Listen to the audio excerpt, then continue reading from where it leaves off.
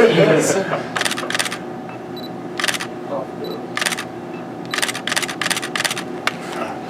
knees. Oh, my. Alright, but Leon, I don't know who it is. I knew it was Leon. Hey buddy, slow down. Paparazzi. Bro, let me I feel like he don't know what he's saying. Is he my nice? Is it important to read more? I did that on. I practiced. And five for me. Put the time. You want to know what time? So what we got? 1:07 p.m. Smart boy. You're lucky enough. Can you sign my check for me? All right, give him a round.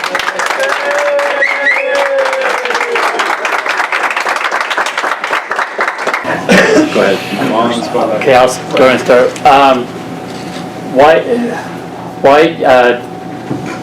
Why did you decide to sign with Hartford? That's an interesting question. Well, I already knew a little bit about Hartford because my old coach in my high school, he just got a job there as an assistant coach this year, and they also have a very good academic program. I got to study physical therapy there, so I know I'm gonna get a very good educational background there, and also they have great coaches. I've seen them play. I love the way they play, and they have a good level in basketball. Their conference is pretty good. So, and it's in Connecticut, beautiful city, right next to New York, to Boston. So it's also pretty good that it's only 7-hour out away, our flight from home. So I'm gonna be in the East Coast next to Europe. That's good. How excited are you to be going to play at the Division I level? I'm extremely excited. It's a dream I've had for many, many years.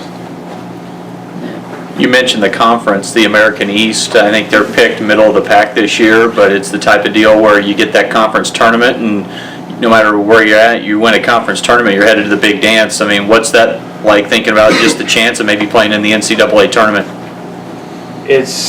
It's an incredible chance, once in a lifetime. Like I said before, it's a dream, and it's definitely something that's going to motivate me every single day to work harder and to put all my focus into basketball and also studies. But yeah, it would be definitely a lifetime-changing dream to get to NCAA tournament. You mentioned their style of play. Exactly how do they play? I think they play a very smart basketball, high IQ.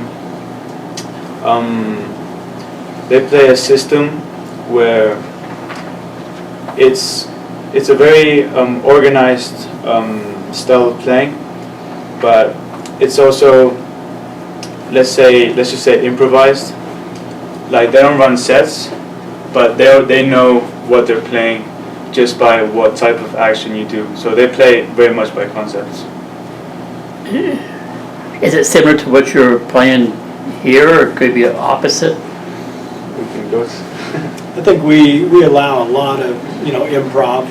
I feel like we have the athletes that allows us to do that right now. So, but we have certain structures, certain actions when the baseline is penetrated, and where guys need to be and how we need to relocate. So I think that'll make for a pretty smooth transition for Andy. He's a really intellectual individual and as a basketball player as well. He kind of understands how to play the game the right way. So I think that'll be easy for him. This past weekend, you guys beat the #1 team in the nation. How big is it for this program to get that huge of a win, and then knowing that you get a couple days later you get someone signed Division I? How high is that for this program right now? Well, it's pretty high for this program, but again, we do have a very good team. We have a lot of depth. We all have a lot of chemistry while we're playing. We all take care of each other on and off the court. So we're a very talented team and we work hard for it. We're all brothers, so it's a big thing, but again, we deserved it. And that's just gonna motivate us to work harder and do something big this year.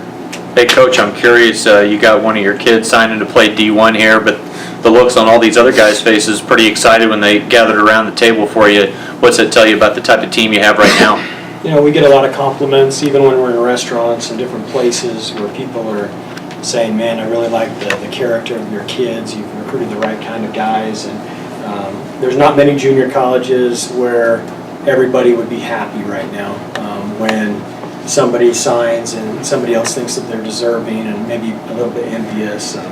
You know, one of our creos, I guess, this year is that everybody eats. And we talk about that. We have a little chant before every single game that, you know, everybody's going to sit at this table and we're going to make sure that everybody eats. And so I don't think that that there really is any envy or jealousy. And I think that's what's going to make us special this year and have us give us that opportunity to hang a championship banner. So Maybe talk about on the game floor individual skill that has allowed him to get to the D1 level. Tremendous on-ball defender. He's definitely top 3 all-time that I've coached in terms of his on-ball defense. He causes some defensive stops just from pressure. Unfortunately, the rules changed this year with the live ball 5 count. Otherwise, you'd probably be responsible for about 5 more stops per game just from not allowing guys to get rid of the ball. But I think he's just a heady guy. He can pass with either hand. He knows how to hit the open man. For being a flat-footed three-point shooter, he sure shoots a really high percentage from the three-point line. Just don't elevate that much.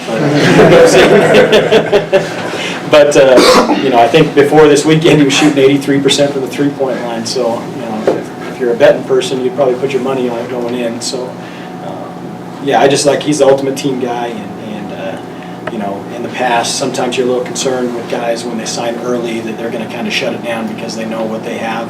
And they know they're not necessarily working hard every single day towards something. But I don't think that that's in Andy's DNA. And I think that this just allows him to focus on all of our team goals, and it allows him to focus on making sure that all of these guys get the opportunity to sit at this table and to sign to play Division I as well.